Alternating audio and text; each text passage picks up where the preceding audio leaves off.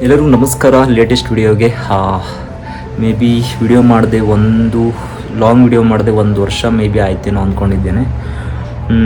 ತುಂಬ ಫ್ರೆಂಡ್ಸ್ ಕೂಡ ಹೇಳ್ತಾಯಿದ್ರು ಯೂಟ್ಯೂಬಲ್ಲಿ ಲಾಂಗ್ ವೀಡಿಯೋಸ್ ಹಾಕು, ಜಸ್ಟ್ ಇನ್ಸ್ಟಾಗ್ರಾಮ್ ಅಷ್ಟೇ ಯೂಸ್ ಮಾಡ್ತಿದ್ಯಾ ಶಾರ್ಟ್ ವೀಡಿಯೋಸನ್ನು. ಸೊ ಸದ್ಯಕ್ಕೆ ನಾನು ಸೆಂಟ್ರಲ್ ಅಮೆರಿಕಾದ ಕೋಸ್ಟಾರಿಕಾ ಸೆನೋಸೆ ಎಸ್ಕಾಸ್ದಲ್ಲಿರುವಂಥ ಪ್ಲೇಸಲ್ಲಿದ್ದೇನೆ ನಾನು.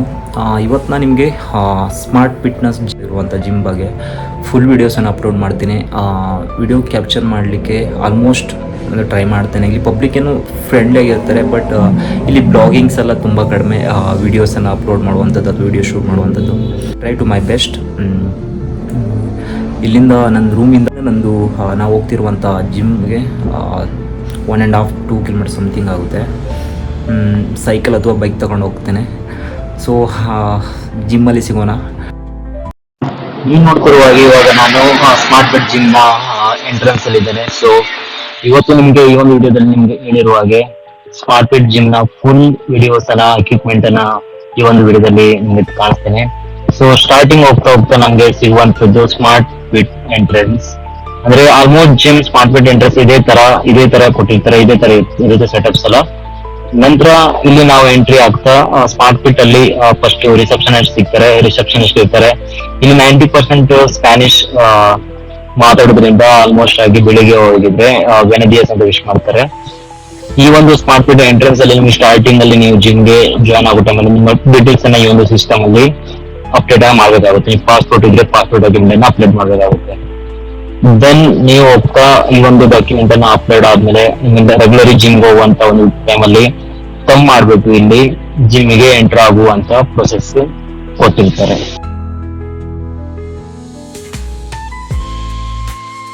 ನೀವು ನೋಡ್ತಿರುವ ಹಾಗೆ ಸ್ಮಾರ್ಟ್ ಫಿಟ್ ಜಿಮ್ ನಂತರ ಎಂಟ್ರಿ ಆದ ನಂತರ ನನ್ಗೆ ಈ ಒಂದು ಜಿಮ್ ಅಲ್ಲಿ ಸಿಗುವಂತದ್ದು ಸ್ಪಾದಲ್ಲಿ ಸ್ಪಾ ಮಷೀನ್ ಇರುತ್ತೆ, ಅದನ್ನ ನಾನು ಯೂಸ್ ಮಾಡಬಹುದು. ನಾ ತಗೊಂಡಿರುವಂತ ಒಂದು ಪ್ಯಾಕೇಜ್ ಅಲ್ಲಿ ಸ್ಪಾ ಇನ್ಕ್ಲೂಡಿಂಗ್ ಇದೆ.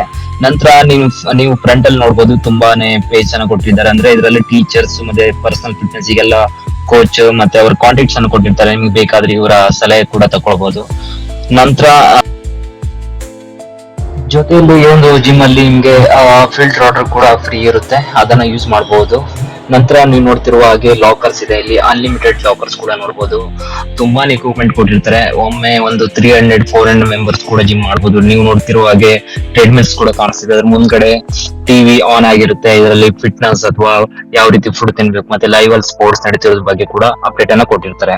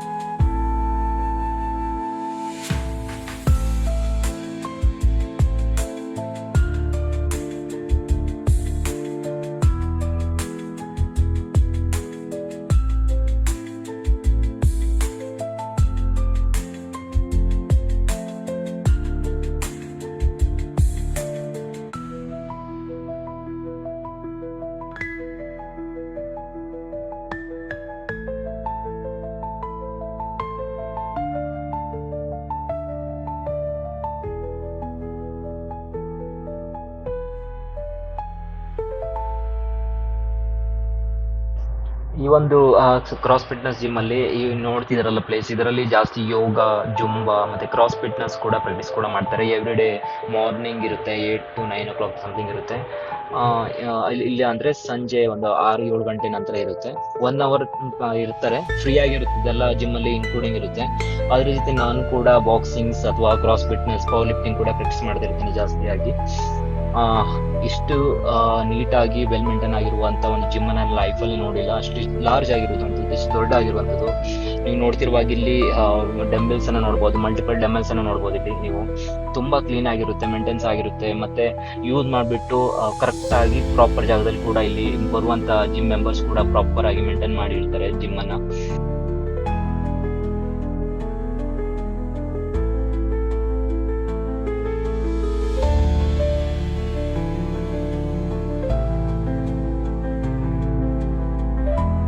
ಸೊ ಜಿಮ್ನ ವಿಡಿಯೋನ ನೋಡ್ಕೊಂಡು ಬಂದಿದ್ರಿ ಅಂದ್ಕೊಂಡಿರ್ತಾನೆ. ಇದು ಸ್ಮಾರ್ಟ್ ಫಿಟ್ನೆಸ್ ಜಿಮ್ಮನ್ನು ನೀವು ವರ್ಲ್ಡಲ್ಲಿ ತುಂಬ ಕಂಟ್ರಿಯಲ್ಲಿ ನೋಡ್ಬೋದು. ಸೊ ಇವಾಗ ನಾವು ಹೋಗ್ತಿರುವಂಥ ಜಿಮ್ಮು ಸ್ಮಾರ್ಟ್ ಫಿಟ್ನೆಸ್ಸಲ್ಲಿ ಮೇ ಬಿ ಲೈಕ್ 2 years ಆಗಿರ್ಬೋದು ಅಂದ್ಕೊಂಡಿರ್ತಾನೆ. ಅದೇ ರೀತಿಯಾಗಿ ಈ ಜಿಮ್ನ ತುಂಬ ಜನ ಅಂದ್ಕೊಂಡಿದ್ರು ಇದು ಪ್ರೈಸ್ ಎಷ್ಟಿರ್ಬೋದು ಅಂತ, ತುಂಬ ಜನ confuse. So every month fees ಬಂದುಬಿಟ್ಟು $50 ಆಗುತ್ತೆ. ಇಲ್ಲಿ ಇಂಡಿಯಾದ ಒಂದು 5,000 ಸಮಥಿಂಗ್ ಕರೆನ್ಸಿ ಆಗ್ಬೋದು, ಮೇ ಬಿ ರುಪೀಸ್ ಆಗ್ಬೋದು, ಮೇ ಬಿ ಕ್ಯಾಲ್ಕುಲೇಷನಲ್ಲಿ. ಈ ಜಿಮ್ನ ಮತ್ತು ಜಸ್ಟ್ ಎಂಟ್ರಿ ಪ್ರೈಸ್ ಅಷ್ಟು ಬಂದುಬಿಟ್ಟು, ಮತ್ತು ನಿಮಗೆ ಪರ್ಸನಲ್ ಟ್ರೈನಿಂಗ್ ಬೇಕು, ಜುಂಬಾ ಮತ್ತು ಸ್ಪಾ, ಕ್ರಾಸ್ ಫಿಟ್ನೆಸ್ ಟ್ರೈನಿಂಗ್ ಎಲ್ಲ ಬೇಕು ಅಂದರೆ ಅದಕ್ಕೆ ಫೀಸ್ ಬೇರೆ ಥರ ಇರುತ್ತೆ.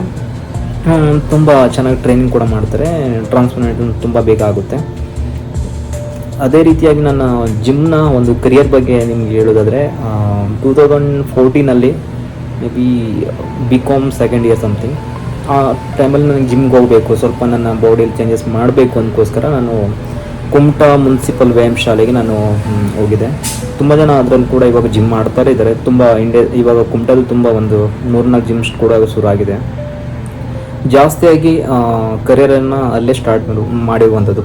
ಮೊದಲಿಂದ ಒಂದು ಜಿಮ್ ಸ್ಕೂಲನ್ನು ನಾವು ಆ ಟೈಮಲ್ಲಿ ಜಿಮ್ನ ಫೀಸ್ ಬಂದುಬಿಟ್ಟು ಕುಮಟಾ ವ್ಯಾಯಾಮ ಶಾಲೆಯಲ್ಲಿ $100 ಸಮಥಿಂಗ್ ವರ್ಷಕ್ಕೆ.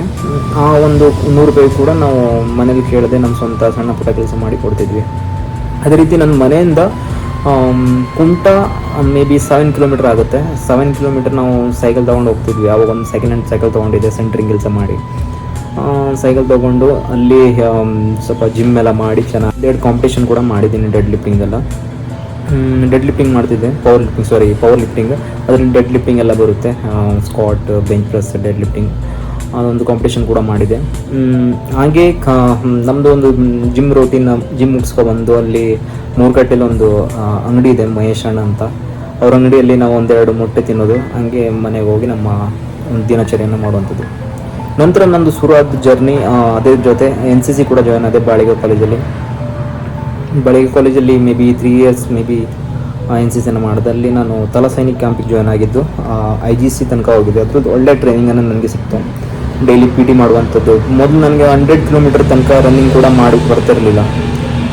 NCC ಯಾವಾಗ ನಾನು ಜಾಯ್ನ್ ಆದೆ, ಇವಾಗ ನಾನು ಮಿನಿಮಮ್ 5 to 10 ಕಿಲೋಮೀಟರ್ ನನ್ನ ರೂಟೀನ್ ಅದು. ನಾನು ಅಷ್ಟು ರನ್ನಿಂಗನ್ನು ಮಿನಿಮಮ್ ಮಾಡ್ತೀನಿ. ಅಷ್ಟು ಟಯರ್ಡ್ ಆಗಲ್ಲ 5 ಕಿಲೋಮೀಟ್ರಲ್ಲಿ. ಅಲ್ಲಿ ನನ್ನ ಜರ್ನಿ ಸ್ಟಾರ್ಟ್ ಆಗಿದ್ದು ಈ ಎಕ್ಸಸೈಸ್, ರನ್ನಿಂಗ್ ಎಲ್ಲ. ಇವಾಗ ಕೂಡ ನಾನು ಜಿಮ್ ಹೋಗಿಲ್ಲ, ಜಿಮ್ ಇಲ್ಲ ಅಂದರೂ ಕೂಡ ನಾನು ನನ್ನ ರೂಟೀನ್ ಇರುವಂಥದ್ದು ಬೆಳಿಗ್ಗೆ ಎದ್ದೇಳ್ಬಿಟ್ಟು ರನ್ನಿಂಗ್ ಮಾಡುವಂಥದ್ದು, ಎಕ್ಸಸೈಸ್ ಮಾಡುವಂಥದ್ದು.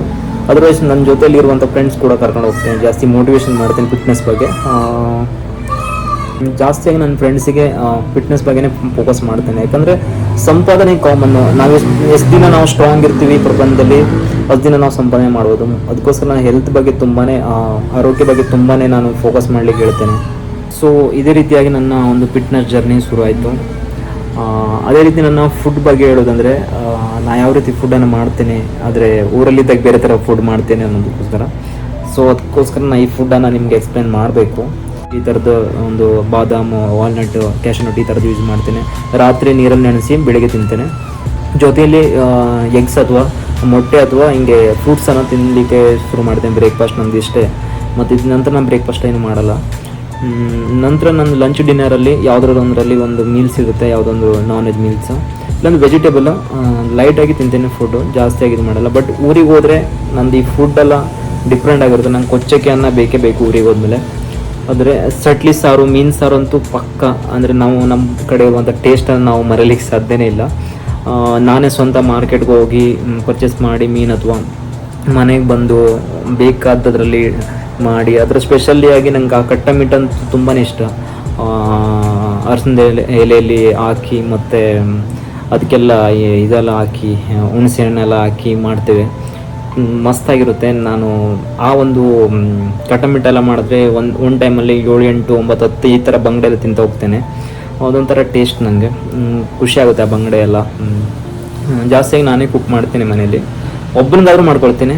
ಅನ್ನೋಥರ ಕ್ರೇಜಿ. ಮತ್ತು ಜಾಸ್ತಿಯಾಗಿ ಇದು ನುಗ್ಗೆಕಾಯಿದು ಎಲೆ ಇರುತ್ತಲ್ವ, ಅದರಿಂದ ಜಾಸ್ತಿ ಬಾಜಿಯನ್ನು ಮಾಡ್ಕೊ ತಿಂತೇನೆ ನಾನೇ ಸ್ವಂತ. ಇದೆಲ್ಲ ತುಂಬ ಖುಷಿಯಾಗುತ್ತೆ. ನೆಕ್ಸ್ಟ್ ವಿಡಿಯೋದಲ್ಲಿ ಸಿಗೋಣ. ಅಲ್ಲಿವರೆಗೆ ಬಾಯ್ ಬಾಯ್, ಟೇಕ್ ಕೇರ್.